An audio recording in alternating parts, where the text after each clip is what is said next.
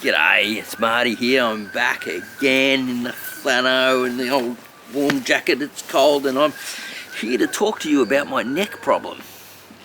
Oh, dystonia, man. I tell you, this is a crazy story because the doctors didn't spot it. It was someone watching one of my Martys Garden YouTube videos that actually helped me figure out what it was. Wow.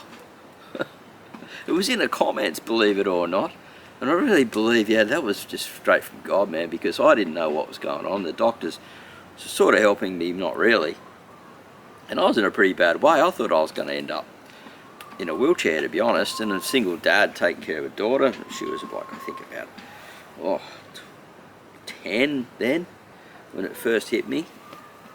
I was pretty bad for about 4 years, and I've still got it now, but yeah, it was that someone watched a YouTube channel with me and my neck going like this.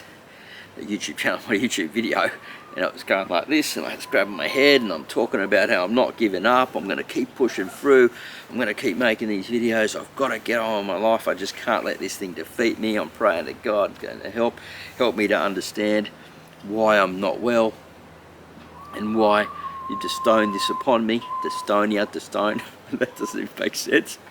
Put this upon me and I got ill. And yeah, so anyway, someone wrote to me and said, hey, looks like you've got dystonia.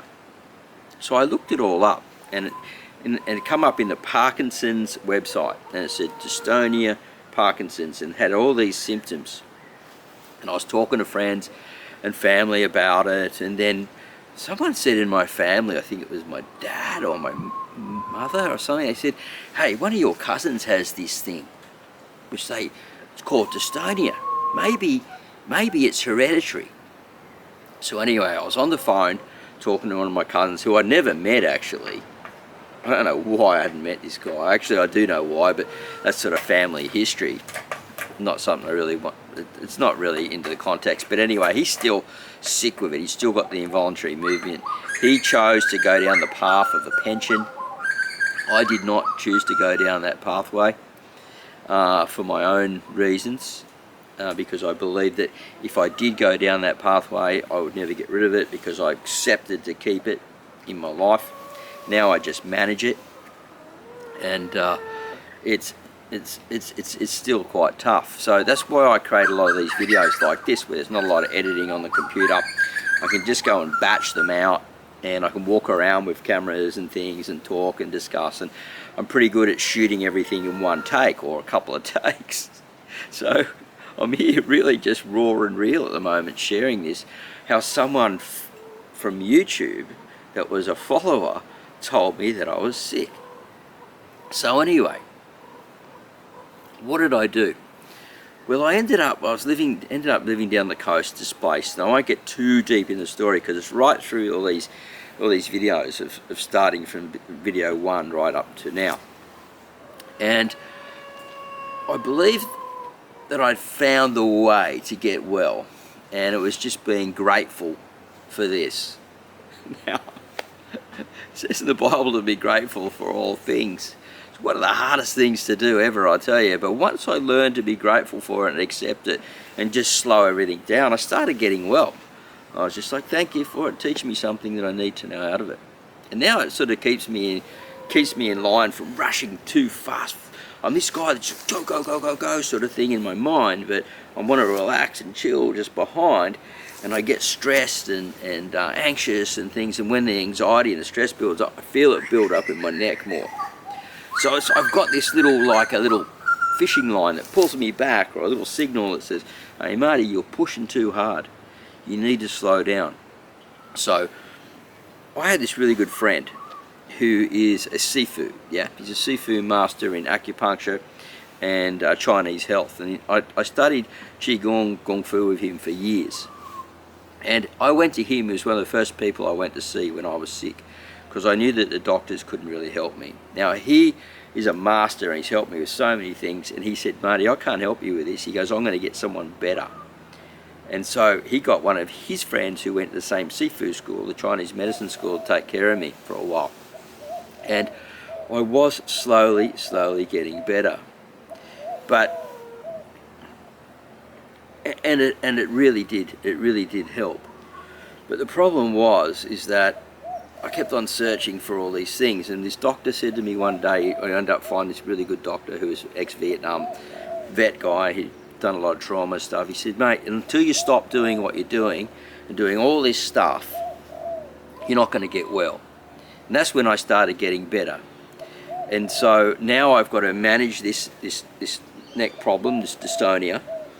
It goes, some days I feel really stiff. A stiffness goes down through my back, into my shoulders, into my neck, and I get headaches.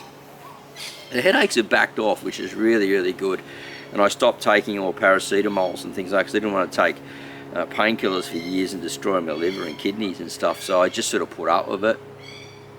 And yeah, I've got this little trigger now when I get too stressed, I can feel it pulling. So what happens is that your eyes, when you look one way, sets off one of these muscles at the back here, right? And so when you look one way, the muscle triggers the other way and then pulls on the muscle, so it's consistently going like this, like this. So when it was bad, it would be pulling it back this way, and I'd be down locked like this and be going, because then the other muscle will be pulling it. So I found a way to relax these muscles and just sort of like take the tension sort of out of them. They still get stiff and sore, but I'm able to function and get through. And this gives me a purpose, doing this YouTube stuff. Now, hopefully I haven't rambled on too much here, because it's difficult to explain this type of thing. But YouTube gave me a purpose, and it was through someone, my subscribers, that spotted it, that helped me get here. And now I can actually sit with you as a friend and talk and walk or whatever and discuss all these different things, from Martys Garden to Mullumbimby Lifestyle channel, and here, and share all the things that I'm passionate about. Now, whether I pull this off, as I said through the show, that I'm trying to build a media company, a small media company, just on my own. But it's not so much a media company, and so to speak, where I'm out to make mega bucks. It's just to help me in the next step of moving forward, of my sort of semi-retirement in YouTube, and going out into Southeast Asia, which has been my big dream, to help people less fortunate than myself, and to keep being grateful for this dystonia that I have. Now, I know some people are going to be going, man, how do you do that? I want to do that too. Well, get out there and pray that God's going to help you. Believe me, it's the only way for me. But anyway, we're going to talk more about this stuff as we're sort of moving through, and I want to talk about why I'm going to be heading off to Southeast Asia, and my plans about semi-retirement with these channels that I'm going to be managing. And I'm hoping that you're going to come on the journey with me. Alright, I'll see you at the next video. We're going to discuss more about that very soon, yeah, when it arrives. I think I'm going to do 2 or 3 videos a week. We're just trying to manage them all out at the moment, the different videos, different schedules, different channels, and we'll get there. Alright, bye for now.